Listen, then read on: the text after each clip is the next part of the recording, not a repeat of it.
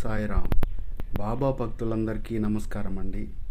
అందరూ కూడా సుఖంగా సంతోషంగా ఎప్పుడూ ఆనందంగా ఉండాలని చెప్పి బాబా గారి తరపున నేను కూడా మనస్ఫూర్తిగా కోరుకుంటున్నాను. ఈరోజు వీడియోలో మనం ఏం చూస్తున్నామంటే, మనకు ఒక బాబా గారు సందేశం ఇస్తున్నారండి. అదేంటంటే, తల్లి, ఈ చిన్న కథను 4 నిమిషాలు విను. నువ్వు 4 నిమిషాలు వింటే 5వ నిమిషం నుంచే నువ్వు ఒక అద్భుతాన్ని చూస్తావు. వచ్చే గురువారం కల్లా నీ కళ ఏదైతే ఉందో అది నెరవేరేలా నేనే చూస్తానమ్మా అని మనకు బాబా గారు వాగ్దానం చేస్తున్నారండి. అసలు ఆ కథ ఏంటో ఇప్పుడు తెలుసుకుందాం.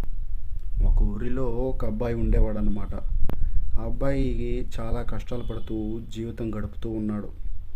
అయినా కూడా ధైర్యంగా ముందుకు సాగుతూ ఉండేవాడు. అయితే ఆ ఊరిలో ఒక విశేషం ఉందన్నమాట. భగవంతుడే స్వయంగా వచ్చి లక్కీ యాపిల్ అని చెప్పి ప్రతిరోజు తెల్లవారుజామున 5 గంటల నుంచి ఉదయం 10 గంటల వరకు అందరికీ యాపిల్ ఇస్తూ ఉంటాడన్నమాట.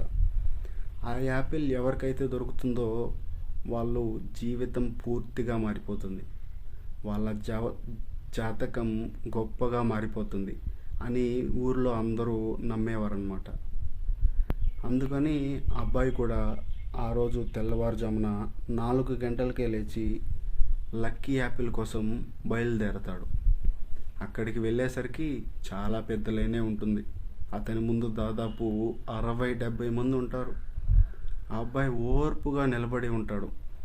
చివరికి అతని వంతు వస్తుంది. యాపిల్ కోసం చెయ్యి ముందు పెడతాడు.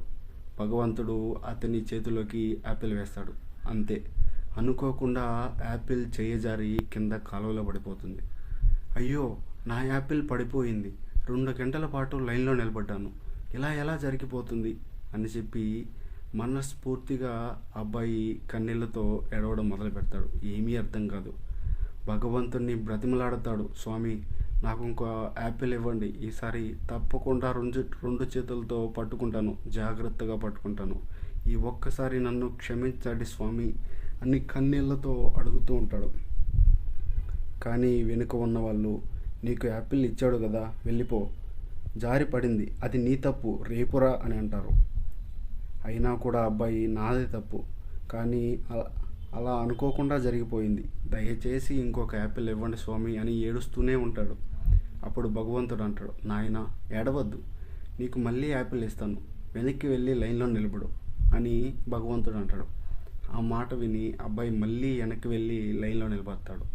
మళ్ళీ అతని ముందు 70-80 మంది. కాళ్ళు నొప్పులు, చెమటలు, ఆకలి, నీరసం అన్నీ తట్టుకొని నిలబడతాడు. చివరికి అతని ముందు ఒక్కరే మిగులుతారు. అప్పుడు భగవంతుడు ఎలా అంటాడు, స్వామి, నాకే ఎందుకు ఇన్ని కష్టాలు, అందరికీ సాఫీగా దొరికింది, నాకెందుకు చేయి జారింది, నేనేం తప్పు చేశాను అని అబ్బాయి అడుగుతాడు.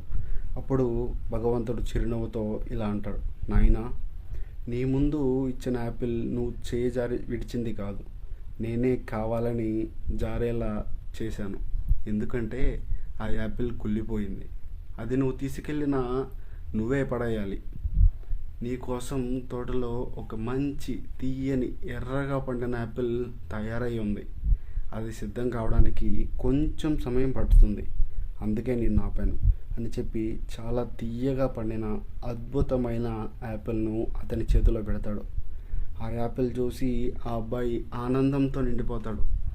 ఇంటికి తీసుకెళ్ళి అది ఎంత తీయగా ఉందో, అందరి యాపిల్ కంటే అతనికి వచ్చిన యాపిల్ అత్యుత్తమైన క్వాలిటీతో ఉంది.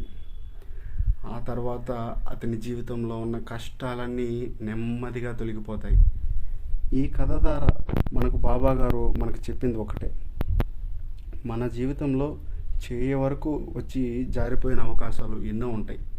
అసలు నష్టమే కాదు, దానికంటే గొప్ప గొప్ప అవకాశాలు వస్తాయని మనం సిద్ధంగా ఉండాలి, వాటి కోసం సిద్ధంగా ఉండాలని బాబా గారు అంటున్నారు. అంతేగాని నాకెందుకు ఇన్ని కష్టాలు అనే ప్రతి ఒక్కరికి ఈ కథ ఒక మంచి సమాధానం. మనకంటే ఇంకా చాలా కష్టాల్లో ఉన్నవారు ఉంటుంటారు.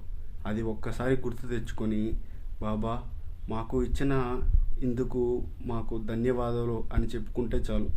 ఈ కథ ద్వారా బాబా గారు మనందరికీ చెప్తున్న మాట ఇదే. వచ్చే గురువారం కల్లా నీ కళ ఏదైతే ఉందో అది తప్పకుండా నెరవేరేలా నేను చూస్తానమ్మా అని చెప్పి బాబా గారు అంటున్నారు. మీ అందరికీ ఈ సందేశం నచ్చినట్లయితే ఒక చిన్న లైక్ అండ్ ఓం సాయిరామ్ అని కామెంట్ చేయండి. కొత్తగా చూస్తున్నట్లయితే మన ఛానల్ని సబ్స్క్రైబ్ చేసుకోండి.